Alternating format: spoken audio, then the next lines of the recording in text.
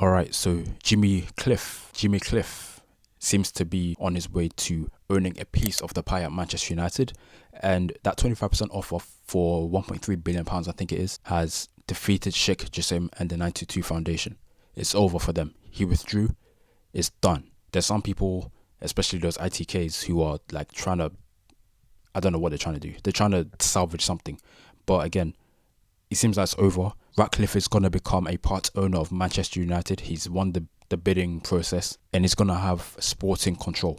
So I'll read this tweet by Ben Jacobs, which says, Sir Jim Ratcliffe's 25% offer for Manchester United is contingent on sporting control. I'll get onto that. Which explains, along with only going for a smaller stake, why he's valued at the club substantially higher than Sheikh Jassim. It also has a path to eventual control. Now, Sheikh Jassim wanted 100% and he bid like £6 billion for it, which is like double or more than double what United are worth. Ratcliffe was valuing United at like £7 billion based on that 25% stake. He was willing to offer more money, like per share or per percentage, than Sheikh Jassim was. So the Glazers were like, okay, that's calm. That's wonderful. Especially since we still have majority control. And if we want to, we can slowly sell the shares as United becomes more and more valuable.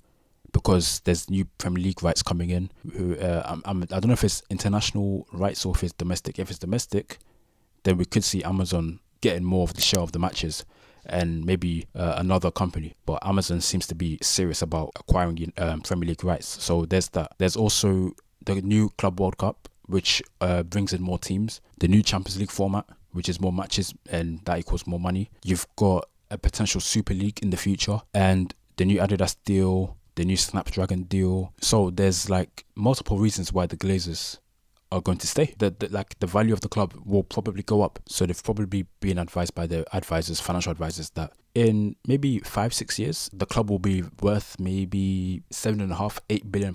So don't accept the £6 billion bid. Accept Ratcliffe's bid, which is a higher valuation for the club anyway, and he will keep buying shares as the club increases in value, and you'll get more money. And then you also get a piece of the pie from the new TV rights and the new Champions League format and the new Club World Cup if you're in it, and the new Adidas sponsorship and the Snapdragon sponsorship and whatever else happens. So for the Glazers, it's like, okay, calm, let's ride, let's go, vamos. It was probably a no-brainer for them. And this sporting control element is very interesting to me because, number one, okay, United is now split internally. The ownership structure is now split into two responsibilities, two branches. Ratcliffe and Ineos and whoever else is associated with them is now in charge of the sporting element. On the pitch, the staff, the manager, the players, the transfers. I don't know about wage negotiations, like transfer negotiations, but definitely in terms of identifying players, scouting. Whereas the Glazers are involved in the commercial element, sponsorships, probably the stadium, what happens with that, the training ground, and those kind of things. So what I want to know is, how is that going to work? Because now you've got a dilution here. United's ownership is now split into two already with the 25% offer and the 25% stake. But now one element controls one thing and the other element controls another thing. There's no synergy there. Because for sure, Ratcliffe and Ineos will want something done, but the Glazers will be like, nah, we don't really want that. Whether they end up having to do it or not, against the will, remains to be seen, because we don't know how that's going to work. But for sure, there's going to be headbutting and there's going to be arguments. Because what if Ratcliffe wants to buy a player? Let's say for 100 mil. Let's say there's a up-and-coming player, well, not up-and-coming, but there's a player who's had a really good 3 seasons, and they're worth 100 mil. And Ratcliffe and Ten Hag and whoever else really wants this guy. But the Glazers were like, nah, 100 mil, that's like less money for us. You know, we want our dividends, we want our money. So what's going to happen there? Are the Glazers going to say, no, you have to find someone else? Because I know it says sporting control. I know it says that. But the sporting element needs the commercial element. You need funds to be freed. So is the money going to come from Ineos? So the Glazers will actually, all the money they spend is on the stadium and the training ground and whatever else. And the sporting element, the transfers and stuff like that, Ineos spends that money. Like, how's that gonna happen? How's that gonna work? It remains to be seen. So let me know your thoughts about that. Do you think it will be a case of, okay, Ineos spend the money for transfers and the Glazers spend the money for maybe the stadium? Or do you think that the Glazers will have, maybe they'll have a veto? Maybe they'll go like, okay, we don't want you to do this, so no, think of something else. Let me know your thoughts. But yeah, that's a very interesting scenario and question, because if Ratcliffe genuinely has sporting control, like he's able to spend the money, either his or the Glazers, without any veto, he's able to make the right decisions, he's able to have the right plan going forward, then potentially for Manchester United, that's great. Potentially, because if this is very contingent on Ratcliffe and Ineos learning their mistakes from Nice and from Lausanne and from owning Mercedes, 33% of Mercedes, and the America's Cup attempt. It's very key that they learn their mistakes from those situations, those ownership programs, especially the Nice one, especially Nice, because the Nice fans are not happy with Ineos. However, this season they've been doing well. So we'll see if that's sustainable, if that carries forward. Which brings me on to this comment by a viewer called Ben McManus, who commented on my video yesterday about Sheikh Jassim's withdrawal of his bid. So he says, I don't really understand your pessimism. I feel cautiously optimistic. I replied to him saying, how come? I've looked at Ratcliffe's track record and it ain't great when it comes to sports. Nice, Mercedes, America's Cup. Ben replies, I don't know enough about the other sports, but at Nice, they definitely made mistakes. I think the criticism I've seen of their time there has been fair. But what seems unfair is that they've made some big changes over the summer, which seems to be making a big difference on the pitch. But they're not getting any credit for that. I like the idea of an owner learning from mistakes rather than doing the same thing over and over again, like the Glazers have been doing.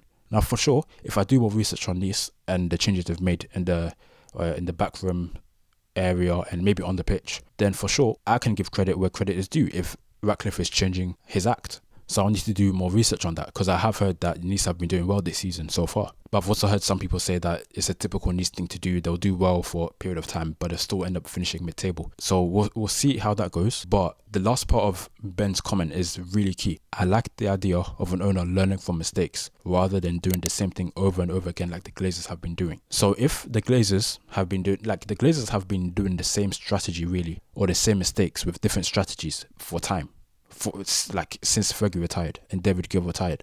Oh, we're going to sign superstars. We're going to sign this player, that player. We're going to splash the cash. We're going to sign players for shirt sales. It doesn't work. Okay, so we'll hire Ole Gunnar Solskjaer and start a project. Oh no, wait, we want to sign a superstar. They signed Cristiano Ronaldo, messes everything up. And now they've gone on to another project, Erik ten Hag. And now there's not much money left. They spent a lot, but there's not much money left. And we're not going to back you to sign your number one targets. So yeah, have at it.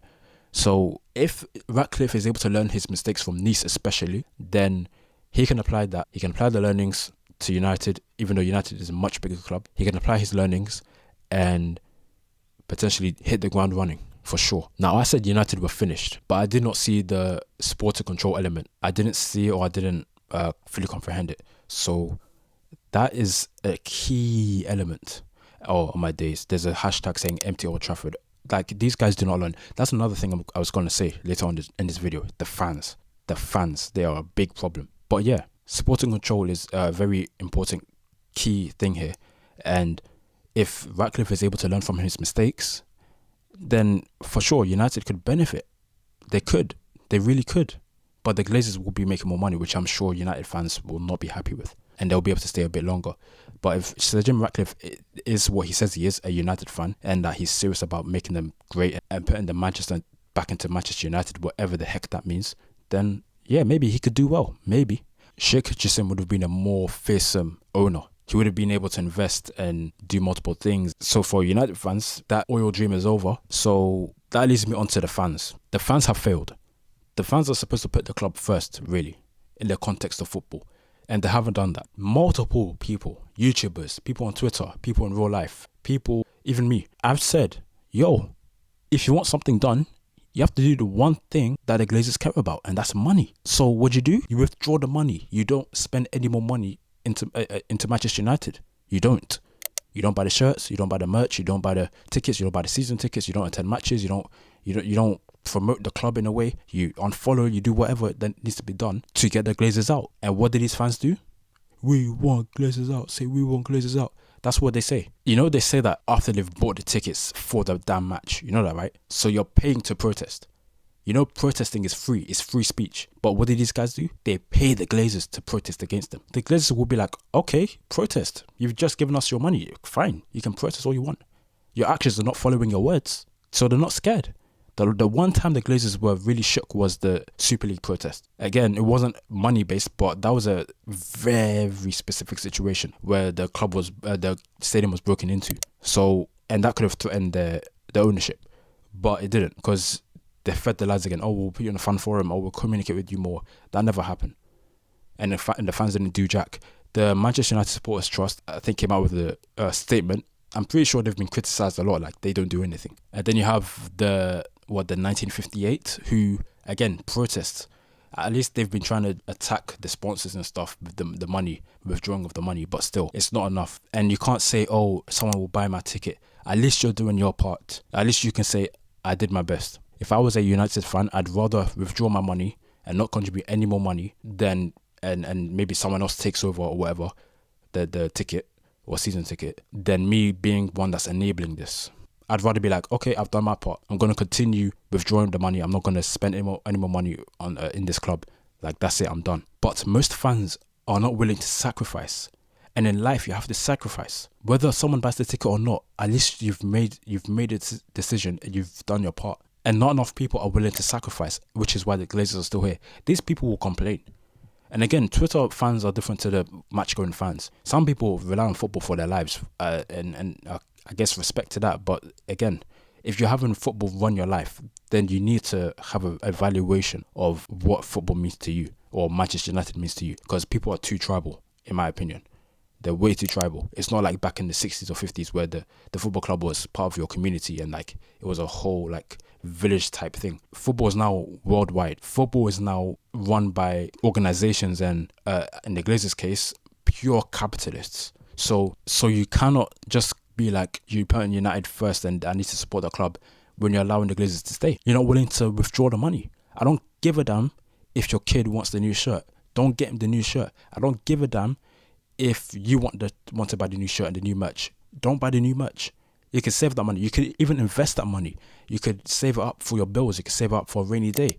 Instead, they want to spend £100+ on enabling the Glazers to stay. And oh, we want Glazers out. Even that sit-in, that was a bunch of BS. This is the mentality that needs to be dismantled. You're doing a sit-in. What the heck is a sit-in going to do? You've already paid to go there.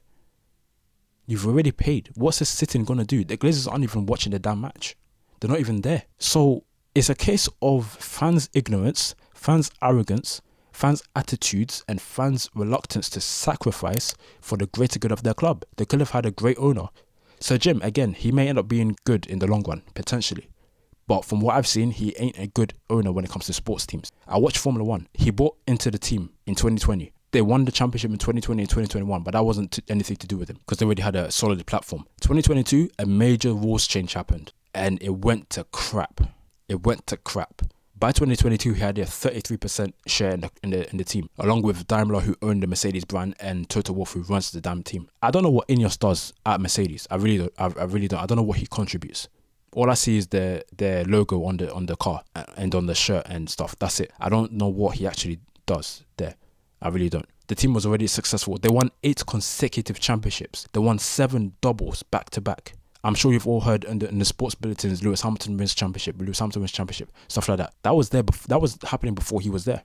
So he wasn't going to add much value other than money, I guess. But Mercedes was already profitable by then. So I don't understand. I don't know why he's there. I really don't. I don't know why he's there. Maybe it was a thing for Daimler to reduce the amount of money they'd have to invest, and then Ineos would have to invest that difference, and then they were able to get a dividend and whatnot. I don't know. But sporting wise, I don't know what Ineos does for Mercedes. And Mercedes it's not a direct comparison, but in terms of size and success, Mercedes is the closest to Manchester United. Obviously, Nice is the closest to comparison because it's football. Formula 1 is a global sport. Mercedes, obviously, you know Mercedes. Some of you watching this right now may even drive a Mercedes. So he added nothing of value there, really, unless I'm missing something. At Nice, he's had a rocky start. At United, okay, maybe he could hit the ground running. Again, learn from the mistakes and is maybe willing to invest money out of his own pocket or out of Ineos's pocket and bring Manchester United back to the top.